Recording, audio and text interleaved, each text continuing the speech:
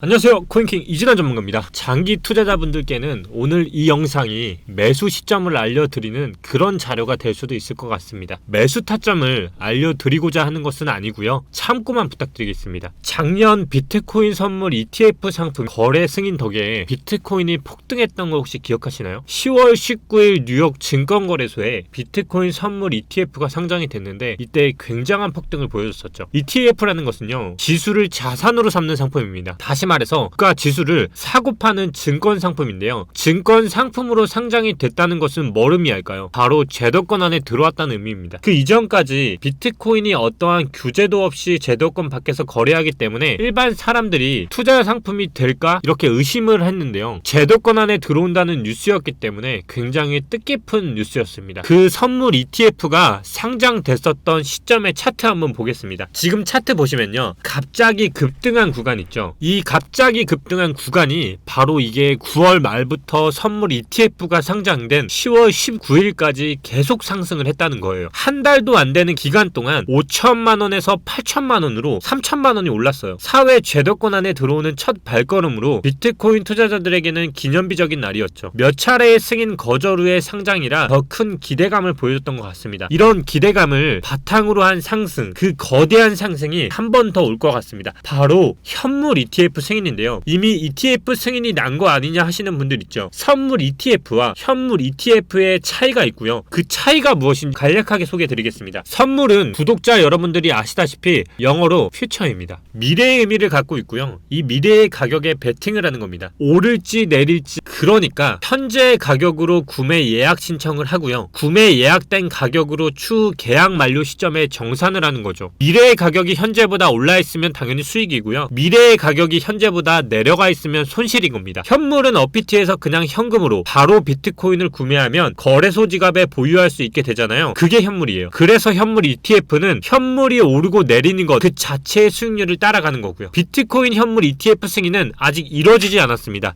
디지털 시대, AI 시대의 디지털 금, 자산, 비트코인, 과거 실물금이 ETF 상장됐을 때 차트 보면서 비트코인 현물 ETF 승인 후 차트를 예상해 보도록 하겠습니다. 금 가격 차트인데요, 2004년에 금 ETF가 등장했고 4년 이후 보면 가격의 상승 랠리를 보여주고 있습니다.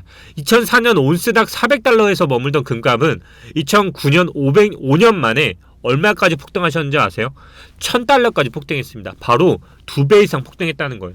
현재는 온스당 1800달러 선을 유지하고 있습니다. 1800달러 선을 유지하고 있습니다. 비트코인 시장에서도 과거 금 ETF를 학습해서 현물 ETF 승인만 나면 바로 상승 랠리 달릴 것이라 보고 있고요. 지금 이 사진은 아까 보여드린 선물 ETF 후에 비트코인 상승 랠리를 달리던 차트입니다. 저는 금 ETF 상승 그 이상으로 오를 것이라 보고요, 금은 자원으로 지금도 캐지고 있는 상태지만 비트는 채굴량을 이미 인위적으로 정해놨기 때문에 금의 가격보다 더 오를 것이라 생각합니다. 지금 가격도 그때 선물 ETF가 승인나기 전처럼 5천만 원이잖아요. 일단 현물 ETF가 승인이 되면 선물 ETF가 승인됐을 때와 같은 의미로 제도권에 한 걸음 더 들어왔고, 그것은 암호화폐 시장이 성숙해졌고 그 혁신성을 인정받았다고 볼 수 있으며, 그렇기 때문에 금융권에서도 진입할 투자 상품으로 많은 자금이 유입될 것이기 때문입니다. 제가 기사 몇 개를 가져왔는데요, 작년까지는 SEC에서 현물 ETF를 거절했는데 올해는 여러 기업인들이 SEC가 비트코인을 승인할 수밖에 없다고 하는데요, 암호화폐 기업인들 중에 릭 에덜만이 2022년에 반드시 승인될 것이라며 거절할 변명거리가 있다고 말이고요, 여기에 조금 더 더하자면 이미 많은 미국인들이 미국 시민들의 4분의 1이 비트코인을 소유하고 있으니 충분한 시장소를 가지고 있다고도 합니다. 그래서 이제 비트코인을 제도권 안에 넣어주지 않으면 벌어질 범죄들도 있으니까 재차 승인 가능성을 얘기하고 있습니다. 이 발언들을 종합해보면 어떤 부호처럼 릭 에덜만이 암시를 준 것 같습니다. 최근 나오는 다른 기사들이 진짜 심상치가 않거든요. 우선 작년 4월에 코인베이스가 나스닥에 상장을 했고요, 상장한 코인베이스가 상품선물거래위원회에서 관리하는 파생상품거래소 페어X를 며칠 전 인수했고요, 또한 거기에 SEC 위원장이 암호화폐 기관에 대한 규제 조치를 곧 만든다는 기사도 올라왔고요, 얼마 전까지 두 기관에서 서로 규제의 권한을 갖고 싸웠는데 이제 어느 정도 기관들끼리도 역할 정리를 한 것 같습니다. 그래서 진짜 곧 현물 ETF가 승인이 날 것 같습니다. CME 선물 ETF가 먼저 승인이 났던 가장 큰 이유가 CME는 이미 미국 관할로 규제가 쉬웠기 때문인데요. 이러한 부분을 해결하는 거니 현물 ETF 승인에 대한 릭 에덜만의 이야기는 희망회로가 아니라 근거 있는 자신감에서 나온 말이라고 봐야겠습니다. 또 다른 기사에서는 캐나다 비트코인 ETF에 미국 자금이 흘러 들어갔고 유사한 ETF가 미 증시에 출시될 경우 유입될 자금이 200억 달러 가량이라고 하는데요. 200억 달러면 하나로 24조입니다. 하나로 24조면 글로벌 기업 삼성전자의 한 해 순수익이거든요. 이것도 굉장히 보수적인 관점에서 예측한 자금 유입액이고 여기서 실제 몇 배가 될지는 솔직히 아무도 모릅니다. 선물 ETF 때 12개월 동안 유입된 자금이 5조 원 가량 되니까 현물 ETF 때 정말 보수적인 관점에서 선물 ETF에 5배의 자금이 들어온다는 거거든요. 여튼 모두 뭉칫돈을 준비해놓고 ETF 나오기만을 기다리고 있는 겁니다. 그러니까 현물 ETF가 되면 선물 ETF 승인 후 상승한 것의 5배 그 이상이 될 수 있겠다고 예측해 볼 수 있고요. 그레이스케일이나 비트와이즈 등이 지금 현물 ETF 승인 신청을 해놓은 상태고 원래는 1월에 결정이 나는 것이었는데 현재는 3월까지 미뤄져 있습니다. 3월 16일 때 승인이 날지 안 날지는 유심히 봐야겠지만 결국 현물 ETF는 3월까지 승인이 나지 않더라도 시간적으로 뒤로 미뤄질 뿐이지 결국 ETF는 승인이 날 것입니다. 그래서 제가 첫 제목에 장기적인 홀더의 입장에서는 지금도 ETF 승인까지는 계속 장기 투자의 관점으로는 유용하다고 한 것입니다. 구독자 여러분, 비트가 5배가 되면 현재의 가격도 정말 저렴한 가격일 수 있습니다. 상승은 갑자기 찾아올 수 있습니다. 오늘 영상도 봐주셔서 정말 감사드리고요. 구독, 좋아요 부탁드리겠습니다. 또한 오늘도 영상 봐주셔서 감사드리고 구독, 좋아요 부탁드리겠습니다. 감사합니다.